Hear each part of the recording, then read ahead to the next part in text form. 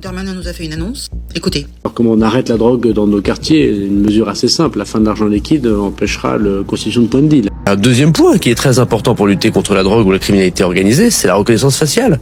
Vous verrez que dans 5 ou dans 10 ans, on fera la reconnaissance faciale. Aujourd'hui, l'opinion publique ne semble pas prête. Là, il a mis le doigt sur un sujet très brûlant. La suppression progressive de l'argent liquide. Vous imaginez ou pas?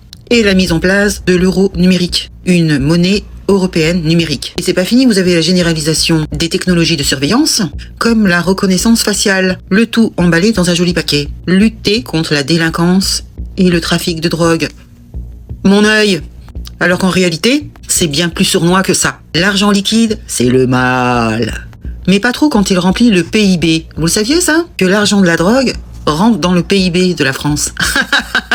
Le gouvernement nous dit, l'argent liquide, c'est le carburant des trafiquants. Il faut donc le supprimer pour lutter contre le crime. Mais en même temps, ce qu'ils ne vous disent pas, c'est que la France engrange des milliards d'euros via l'économie souterraine. Selon une étude de l'INSEE, c'est pas moi qui le dis, il y a entre 3% et 6% du PIB français qui provient de l'économie souterraine. L'économie informelle, c'est-à-dire le travail dissimulé, le travail au black, les reventes et les petits trafics, surtout dans les zones sensibles. D'ailleurs, c'est même ce qui fait tenir les quartiers debout. Enfin, certains quartiers. Donc l'État ferme les yeux volontairement quand ça l'arrange, mais crie à l'insécurité quand il veut justifier une nouvelle mesure de surveillance. Vous avez compris? En clair, l'euro numérique et la reconnaissance faciale égale le crédit social déguisé. Car l'euro numérique n'est pas juste un nouveau moyen de paiement, non.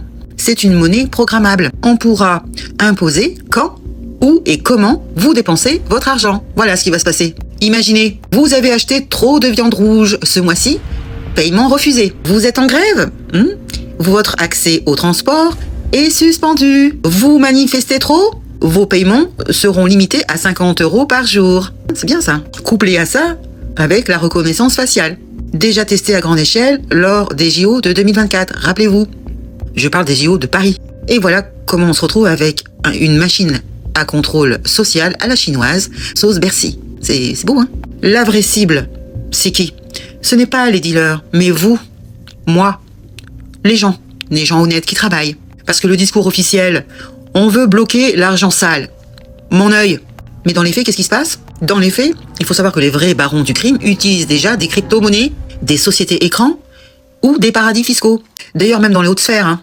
Par contre, le petit retraité qui veut payer en cash au marché, lui, devient suspect. Et le jeune de quartier qui vit de débrouille, sans contrat en CDI, devient un acteur de l'économie grise, à surveiller. J'appelle ça l'hypocrisie ultime. La liberté sous perfusion, ouais. On te dit, c'est pour ta sécurité, mais on ne te parlera jamais de ça. Des lobbies bancaires qui gagnent à chaque paiement numérique. Hein, c'est pour ça que ça les intéresse beaucoup de mettre ça en place. On vous parle pas non plus des données vendues ou aspirées en masse, hein? On ne vous parle pas non plus de l'inversion totale du rapport citoyen-État. Ce n'est plus l'État qui doit se justifier, mais c'est toi. C'est bien un comble, ça. Donc en conclusion, on te vend la fin du cash comme une avancée, un progrès. Mais c'est surtout la fin de l'anonymat.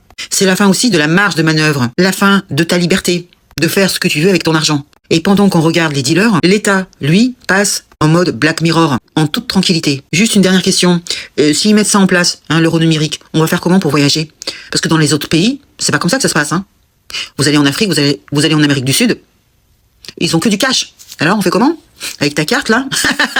Dis-moi, on pourra plus voyager librement. Voilà ce qui va se passer. En tout cas, plus de la même façon. Ça va être la galère internationale.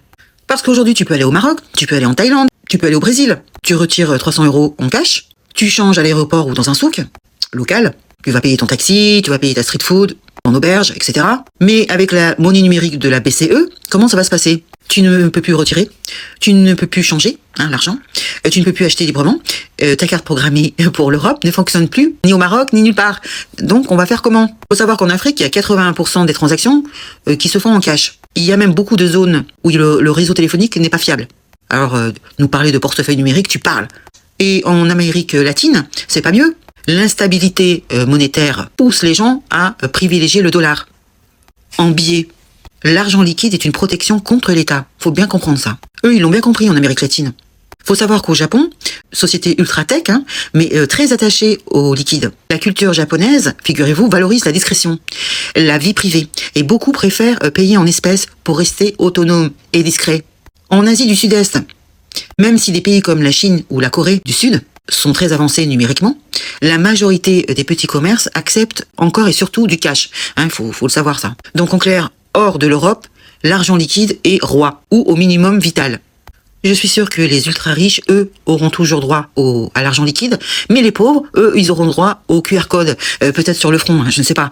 Pendant qu'on va t'interdire d'avoir 200 € en cash, les très grandes fortunes, parce qu'il faut pas se leurrer, utilisent des valises diplomatiques dans les avions par exemple, des montages offshore, de l'optimisation fiscale à gogo, de la crypto anonyme, des œuvres d'art, de l'or. Eux, ils n'ont jamais eu besoin de retirer 20 € de cash au distributeur du coin.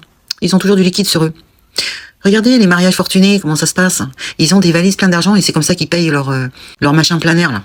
Donc pour les pauvres, ça va être le QR code, les données partagées, parce qu'ils vont tout prendre, pistage complet, bien sûr, et notification de ton conseiller fiscal. Même fou cette ironie. Ceux qui te vendent ce système voyagent en cash ou en offshore. Il y a toutes les élites politiques qui rêvent de supprimer le cash, mais il faut savoir qu'ils ont des comptes à l'étranger. Ils voyagent en jet ou en diplomatie VIP, n'ont pas besoin de Western Union ou d'un change de devise. À la frontière sénégalaise, non, t'inquiète pas. C'est toujours les citoyens de base qui trinquent. Supprimer le cash, c'est quoi?